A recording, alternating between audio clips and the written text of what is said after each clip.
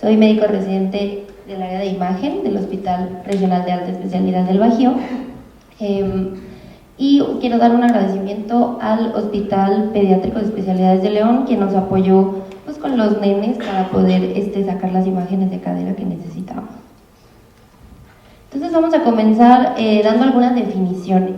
La displasia del desarrollo de cadera se describe como el rango de deformidades que involucran todo lo que involucra la cadera que está en crecimiento, incluyendo la luxación, la subluxación, las displasias de la cabeza y el acetábulo y la inestabilidad. Entonces, este tipo es la patología más común en ortopedia en recién nacidos. La incidencia es un poco controversial, puede ir desde 1 hasta 35 pacientes por cada 1000 nacidos vivos, y el ultrasonido es la modalidad de elección para la valoración de la cadera pediátrica en pacientes menores de 3 meses. Esto porque nos permite el estudio del cartílago hialino de la cabeza del fémur, ya que no se ve por radiografía simple hasta antes de los 4 meses de edad. Aún así, no se ha logrado un consenso entre qué se debe hacer o cuándo se debe hacer el ultrasonido de cadera pediátrica. Hay países como Alemania y Austria que realizan el ultrasonido como método de tamizaje. Sin embargo, en México no se recomienda el ultrasonido de cadera como escrutinio. Se reserva solamente para pacientes que tengan factores de riesgo o alguna sospecha clínica. Entonces, ¿por qué es importante retomar este tema que ha sido un poco, pues, también tomado por los traumatólogos que también ya se dedican a hacer ultrasonido de cadera? Tenemos que estar familiarizados con la anatomía ecográfica de la cadera normal, las técnicas de exploración y las mediciones para el diagnóstico oportuno de la displasia del desarrollo de cadera. Y a pesar de que esta es una técnica relativamente sencilla y reproducible, luego a la hora de hacer los estudios encontramos que hay muchos pitfalls porque no se identifica de manera correcta los puntos anatómicos. Y eso, junto con una técnica ecográfica subóptima, pues nos da un resultado, una medición o un diagnóstico erróneo. Entonces, en esta presentación lo que vamos a abordar son los errores que más comúnmente se cometen al realizar el estudio y algunas características que nos pueden ayudar para la adecuada interpretación de las imágenes. Entonces, ¿cómo? Ha habido varios protocolos o varios autores que han intentado hacer la evaluación de la displasia del desarrollo de cadera, entre ellos Graf, Hark, Suzuki. Sin embargo, no hay evidencia para preferir uno sobre el otro. Sin embargo, el Instituto Americano de Ultrasonido, la Sociedad Pediátrica de Radiología y el Colegio Americano de Radiología recomiendan la examinación en 2 planos ortogonales, una vista coronal en reposo una vista coronal en reposo y una vista transversal con y sin estrés. Entonces, lo que más nos va a importar es hacer la identificación de la anatomía.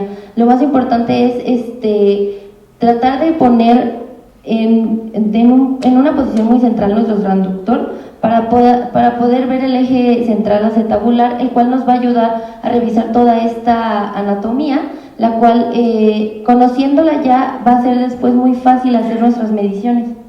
Entonces, aquí esta línea hiperecogénica vendrá siendo el ilíaco. Después aquí tenemos el techo óseo con esta inflexión que se llama el turning point, el lower limb o el borde inferior del ilíaco. Esta parte un poquito hipoecogénica también se conoce como el techo cartilaginoso. Después, adyacente a tenemos esta imagen hiperecogénica, la cual es el labrum.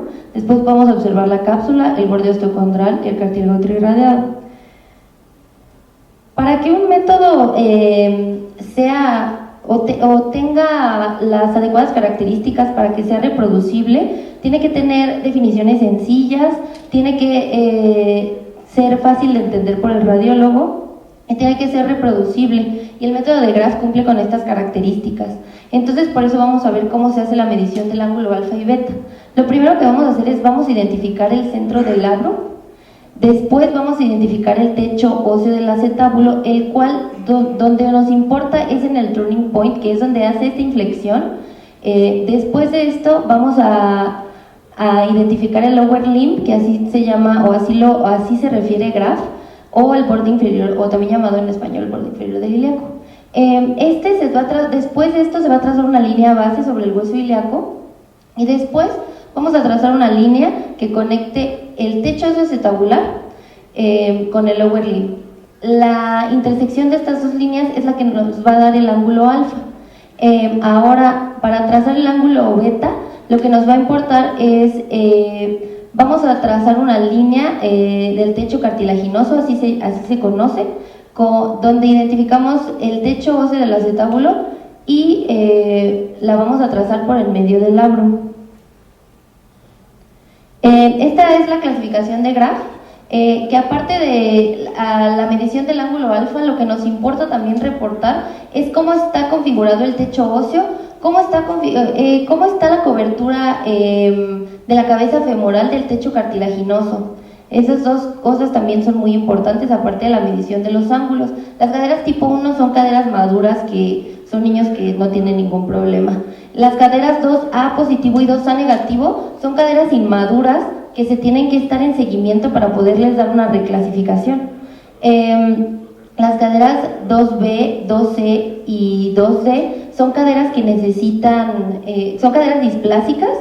La cadera 2B necesita que el bebé tenga más de 12 semanas para poder poner esta clasificación. Las caderas 3 son caderas subluxadas y las caderas 4 son caderas con una franca luxación.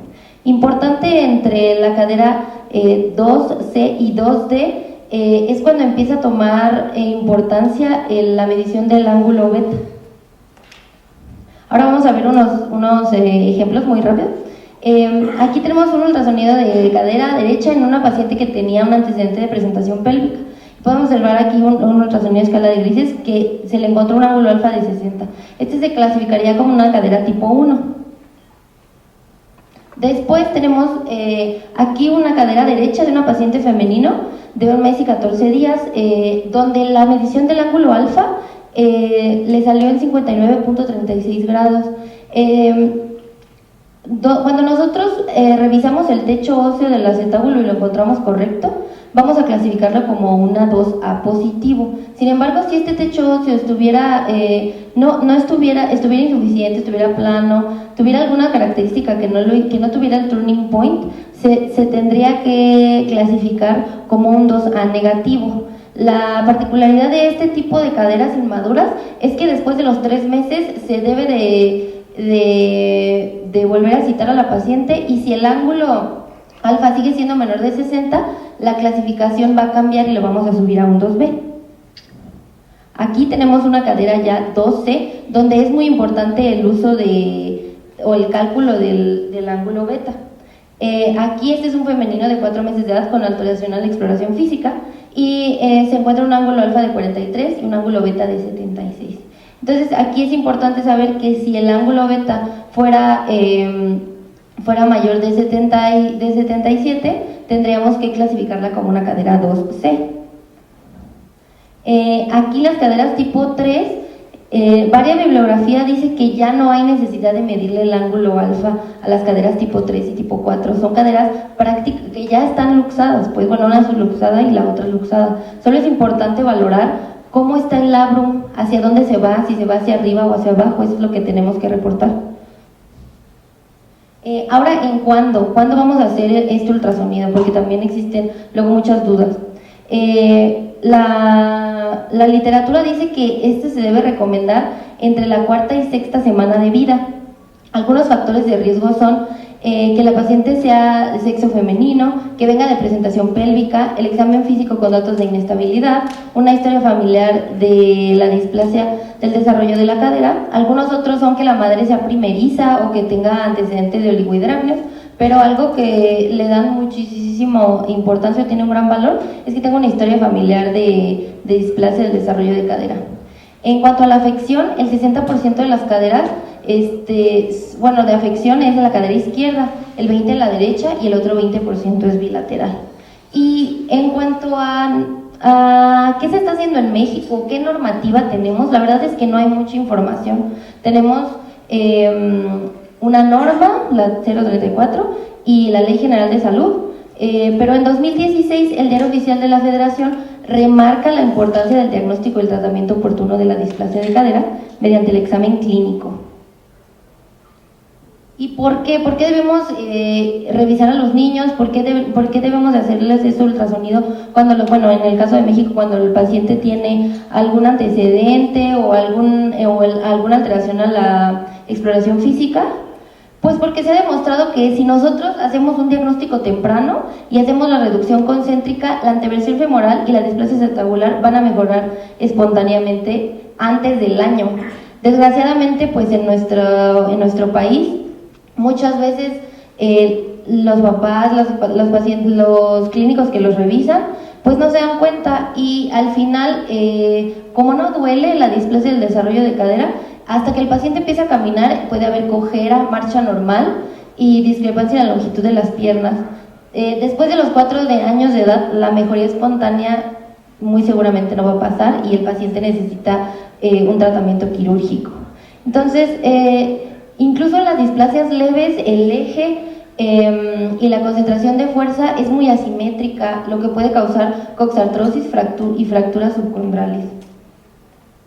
Ahora, en cuanto a los errores y perlas diagnósticas para la adecuada realización del ultrasonido, un error que pasa bastante seguido es que cuando queremos hacer la medición del ángulo alfa, el transductor se pone o muy anterior o muy posterior en la caderita del bebé, lo que pues no nos está dando el plano medio acetabular. ¿Qué debemos de hacer? Pues ya lo vimos, debemos de darle importancia máxima a revisar los 3 puntos anatómicos, que la línea ilíaca sea paralela al transductor, que se vea el borde inferior del hueso ilíaco y que también se vea el labrum y que, no lo puse, pero que también se vea el turning point. Otro error que nos puede pasar a la hora de hacer la interpretación es que cuando hacemos la comparación con un estudio previo, se puede comparar la medición del ángulo alfa con un reporte previo que se haya adquirido en reposo y otro se haya adquirido en flexión. Entonces esto puede hacer una variación de hasta 5 grados, lo cual puede hacer que el niño brinque de una categoría a otra. Entonces, ¿cuál es la perla diagnóstica? Es que la clasificación de Graf se hizo con caderas en reposo. Entonces, cuando nosotros estamos reportando ángulo alfa, lo que debemos de hacer es medirlo en reposo para que no haya ningún problema. Entonces, debe informarse en esta posición y por lo general sí va a tender a ser la cobertura va a ser un poquito mayor. ¿Qué otro error se tiene también al hacer este estudio? Que la inclinación ilíaca debe estar horizontal y muchas veces cuando nosotros ponemos el transductor, pues no podemos evaluar con precisión el techo óseo. Lo que debemos de hacer es que cuando la línea ilíaca se encuentra pues inclinada, debemos voltear el transductor para poder corregir este error. Y también cuando hacemos la evaluación transversal, muchas veces colocamos el transductor lateralmente y no posterolateralmente como se debe de hacer. Entonces esto hace que el acetábulo se vea de forma incompleta y pareciera que la cabeza femoral tiene algún tipo de luxación. ¿Qué debemos de hacer para corregir este error? Debemos colocar algún soporte para que el niño se ponga un poquito más oblicuo y facilitar la colocación posterolateral del transductor. Entonces, en la ecografía siempre debemos incluir la ecogenicidad del hueso púbico. Y para concluir, debemos de dar importancia a la detección del tamizaje para la detección oportuna de la displasia de cadera, ya que ya vimos que es muy importante porque puede tener consecuencias a largo plazo para los pequeños. Nosotros como radiólogos debemos comprometernos a sabernos la anatomía y los puntos claves para poder hacer un adecuado cálculo de los ángulos alfa y beta. Hay que conocer la clasificación de Graf y qué hay que hacer con los pacientes tipo 2, que son los que más generan como un poco de controversia. Y por último hay que reconocer los factores de riesgo y así como las complicaciones, sobre todo aquí que no hacemos tamizaje no hacemos tamizaje solamente a los pacientes que tienen algún factor de riesgo o tienen un antecedente o una exploración física alterada. Y eso sería todo. Muchas gracias.